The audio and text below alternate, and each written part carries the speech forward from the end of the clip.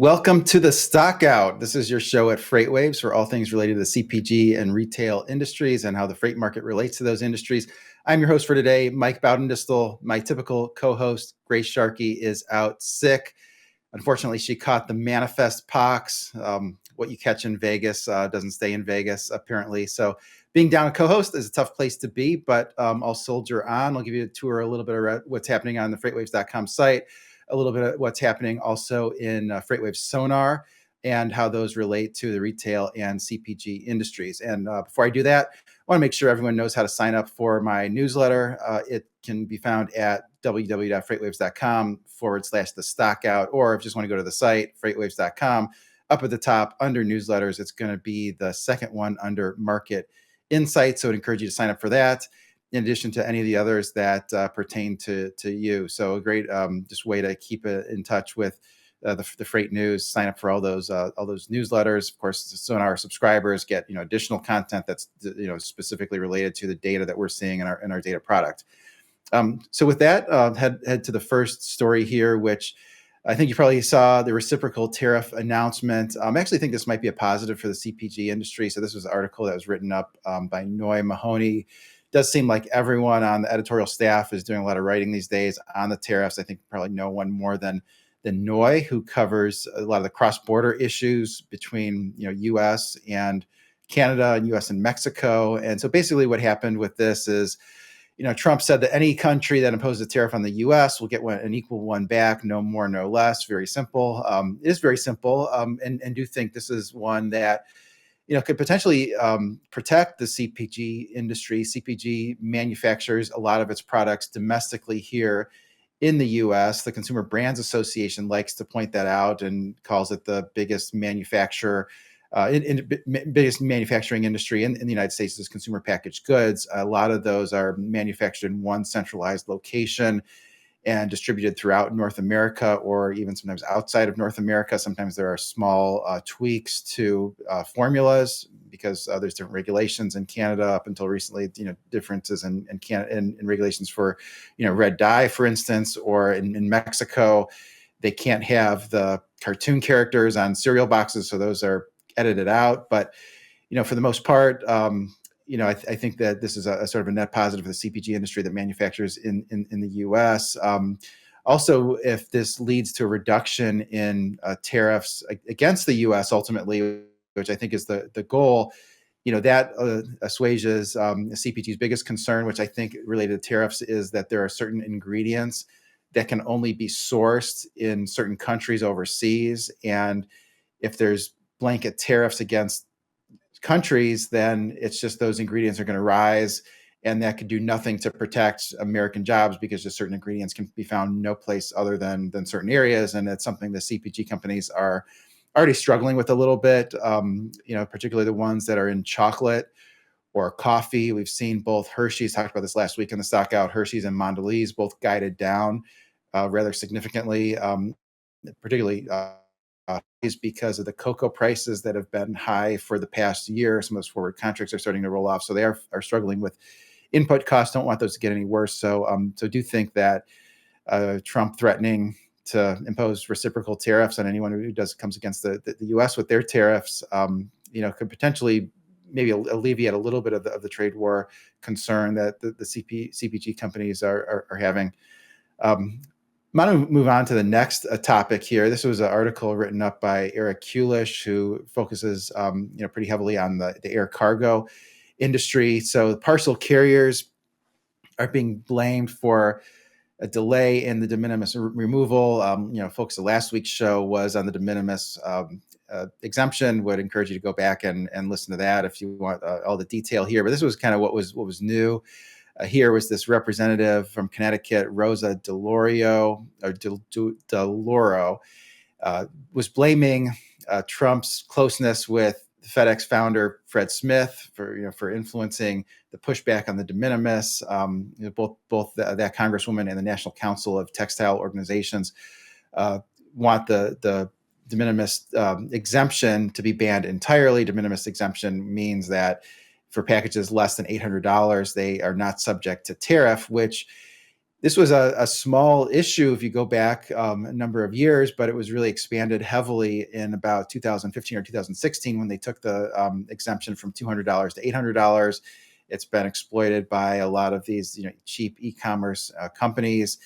And so it's been kind of a huge political football. And really, sort of the consensus here is that this de minimis exemption is going to go away one way or another. This is one thing that really has a sort of bipartisan support, maybe for differing reasons. But this Congress sort of representative cites the the fentanyl coming in the United States and those small packages, which something that Trump's been talking about kind of nonstop. But really, the situation here is that it's difficult to examine the volume of parcels that are coming in that benefit from the de minimis exemption.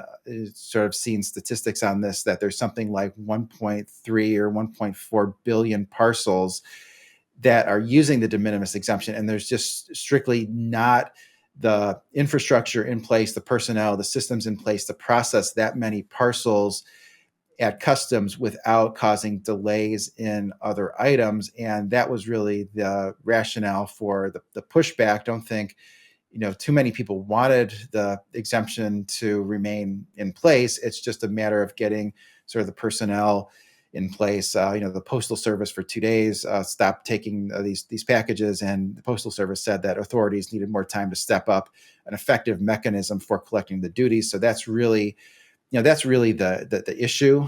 Don't think it's the closeness with Fred Smith or the parcel carriers, although those carriers were part of the group that pushed Congress to raise the de minimis exemption in 2016 from $200 to $800. So I think that's maybe part of where that accusation came from, aside from also just the timing happened. The pushback and the exemption happened shortly after Trump met with Fred Smith, founder of FedEx. So that's something to watch. We'll keep you updated on de minimis. Certainly, Freightwaves and Eric Kulish will continue to write articles on that. I want to highlight a couple of highlights from the Sunday SONAR newsletter. So we do publish a newsletter every day called the Daily Watch. We also publish a newsletter that goes out every Sunday called The Week Ahead. Both of those newsletters are included with anyone's Sonar subscription. And a few highlights that I would pull out of there, and really sort of run the gamut from economic issues to various freight sectors. But a couple of things I would highlight here is the U.S. retail sales declined 0.8% in January in real terms, and declined 0.9% adjusted for inflation. It is a little bit difficult to get kind of a clean number there because January, there are a lot of storms that impacts people's desire to go out and shop. But it was worse than the consensus estimate from analysts, which called for a 0.4% decline. And it was also the largest drop since March 2023, which was another month that was also impacted by winter storms. So not a great data point for retail spending, but at the same time, there was some noise in that number. Another data point that Michael Rudolph writes up in the Week Ahead is on revolving credit. We've talked about revolving credit balances rising for some time. Really sort of they were paid down during the pandemic when people got the stimulus checks. They've since rebounded and more so with all the inflation. So revolving credit, which credit cards is the biggest part of that, increased at a 20.2% annual rate in January. So kind of contradicting a little bit the retail sales decline. The revolving credit balances was rising and rising pretty quickly. Sometimes January is just the biggest credit card month because it reflects what took place in December. But it was also showed 7.1% growth in the fourth quarter on an annual rate. So it does seem like those balances are rising. So a couple of data points that potentially are not great on consumer health. We'll continue to watch that.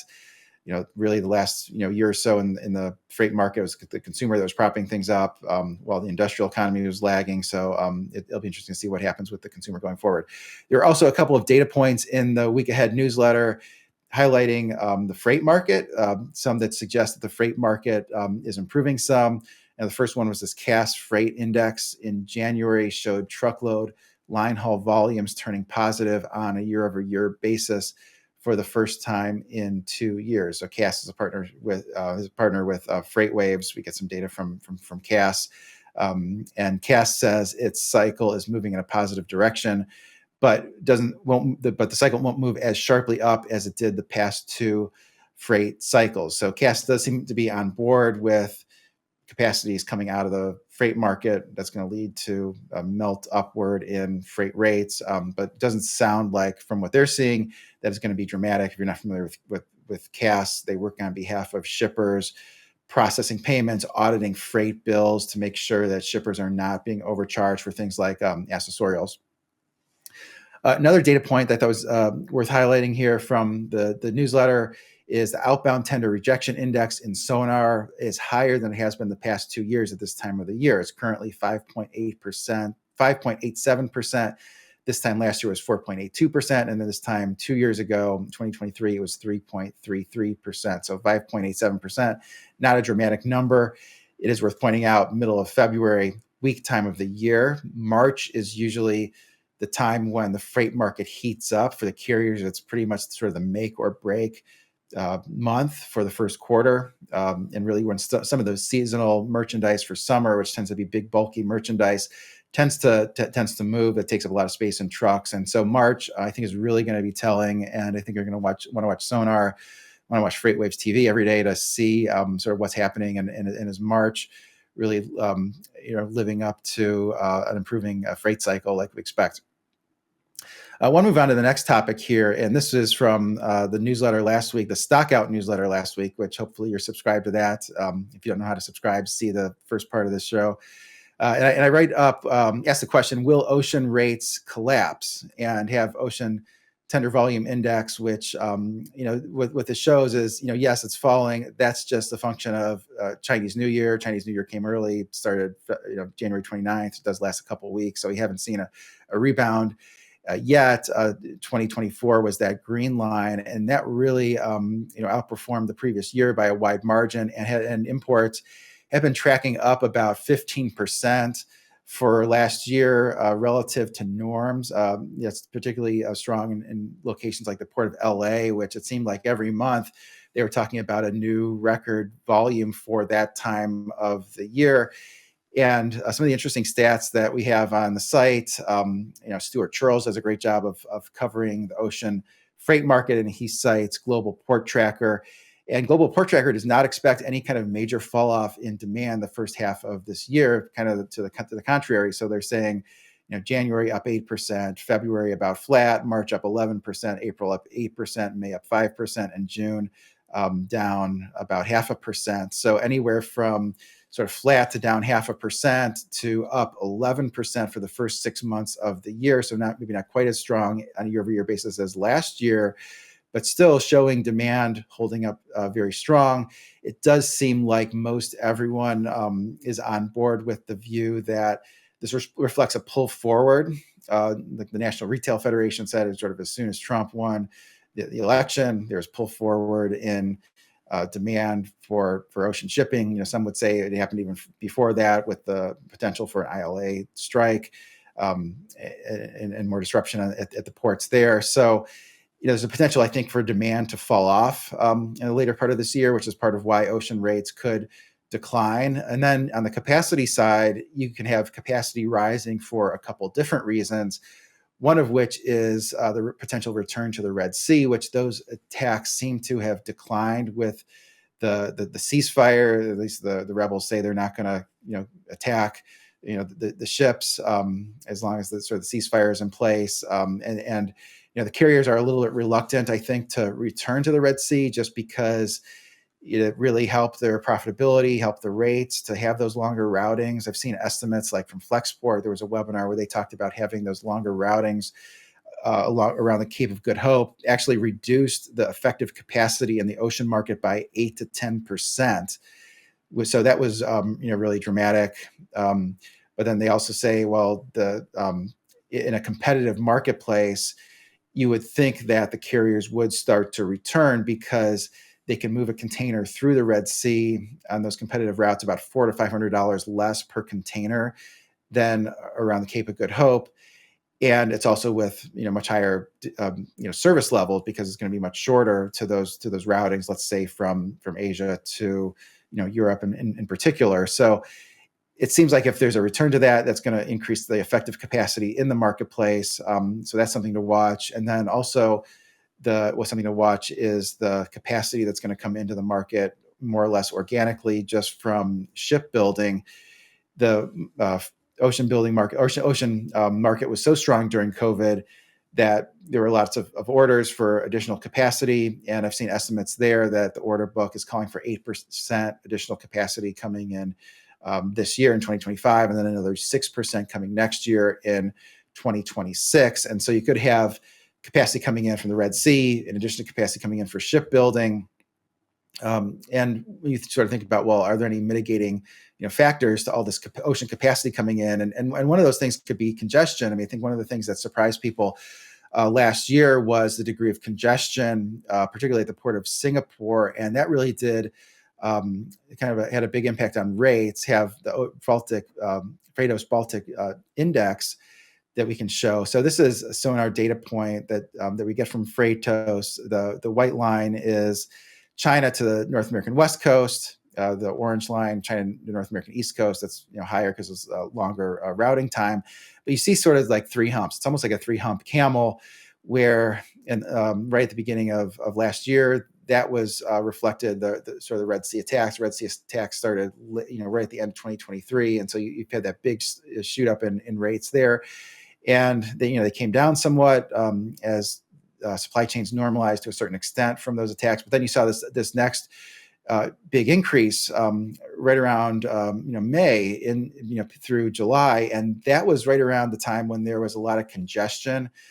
Right around the time of our conference in Atlanta, which I believe was May or June, there was reports of a shortage of ocean-going containers because there was congestion at certain ports. Like Port Singapore is a really big hub in Southeast Asia, a lot of transloading there, and then there started to be some normalization there. And then you saw, the increase in late 2024. That was really more seasonality, pull forward, trying to get ahead of tariffs, all of those things. And so you do have rates that are at a fairly high level, and we'll see what happens there. Are they going to fall off a cliff? Are they going to hold up? So lots to keep an eye on in the ocean market. If I had to guess, I would think that those would go significantly lower throughout 2025. Next topic here is the intermodal rates that are mixed by lane. This was something that I wrote up for the weekly Outlook newsletter. Have Sonar chart here that shows intermodal contract rates in a couple different ways. And so we recently rolled out intermodal contract rates. We're getting this data from CAS. We're processing it in a way that all of the contract rates reflect a very viable intermodal routing where there's a drayage. The origin destination pair has a reasonable dray on either end. This is going to be strictly domestic. And what we did is we published intermodal rates in the 67 lanes that we felt comfortable with. In addition, we have two indexes. One is a transcontinental index of 5 head haul lanes outbound of LA. So that's really the one, if you're an importer, retailer, perhaps, you want to pay attention to that one. That's shown on year-over-year basis in that red line. And you see that up a little bit year-over-year, up about 1% year-over-year, and contrasting that with what I call the local east lanes, that's an average of 9 dense intermodal lanes from Chicago to points eastward, like Chicago to Newark, Chicago to Atlanta, et cetera. And you see those down 6.7%. And really the market dynamics are very different. When you're talking about long haul intermodal that's protected, like the transcontinental lanes, it's more protected from a loose truckload environment. The local east lanes, much more competitive, where more of that freight can go truckload. And so you are seeing more pressure on the local east lanes because they're competitive with truckload, but the transcontinental lanes are more protected. It does sound consistent with what we heard on analyst calls from both JB Hunt and Hub Group, the two of the largest domestic intermodal companies, JB Hunt being the largest of them all. They talked about how on those head haul lanes where there's there's a lot of volume, not as much space, they're talking about their network being a little bit out of balance, that's where they're going to be, look for price increases. But they said, I mean, it's not going to be across the board on the backhaul lanes. There really is a lot of space to fill containers, and there you might see price reductions in other lanes, maybe not just backhaul lanes, but where they're looking to fill space because they're looking to reposition containers, could see price reductions there. So it does seem like it's a little bit of a mixed bag when you're talking about intermodal rates. And if anyone wants to dig into this further, they have lots of great data in Sonar for just how dense various intermodal lanes are, what the rates are in those respective lanes, how that compares to what we're seeing in the truckload market. So what the savings rate is in all of those lanes. And it can include fuel in those. So you see the benefit of the lower fuel surcharge that you have on intermodal, and we're happy to walk anyone through that. Want to move on to the next thing.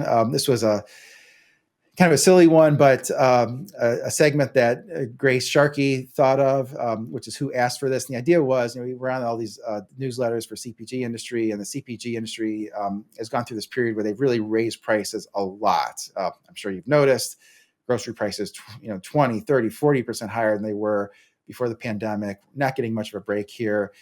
And the CPGs have pushed it about as much as they can push it. And so now they need exciting new products, exciting, depending on your perspective, but they need new products to get people to buy them and to not defect to the copycat products, the private label products. And so we're going to see some silly things. Some are better than others. And this is what we have so far is this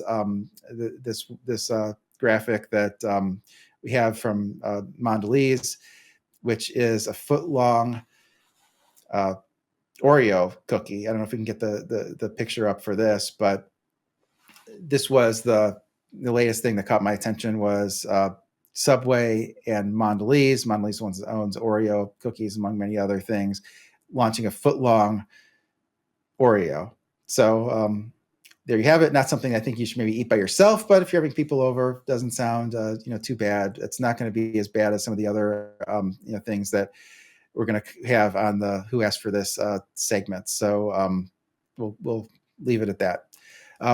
Final thing I want to talk about today is a new offering from Freightwaves. So Freightwaves is launching a collaboration with Adam Wingfield from Innovative Logistics Group. He's an industry veteran.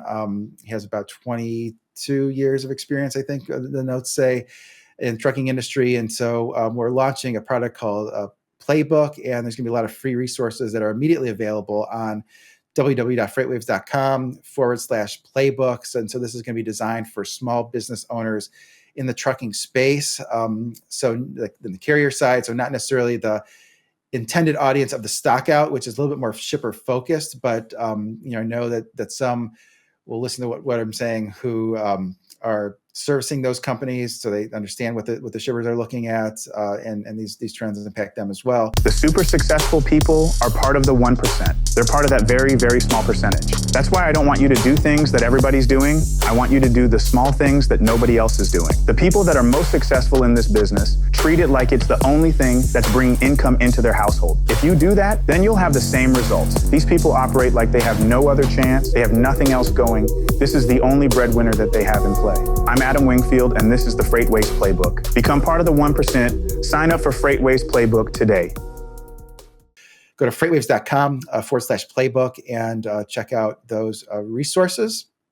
And so I encourage you to do that. And that's about all the content I have today. Hopefully, Grace Sharkey is feeling better by next week and can fully update us on what happened at Manifest down in Las Vegas. But until then, we'll see everyone next week on the Stockout.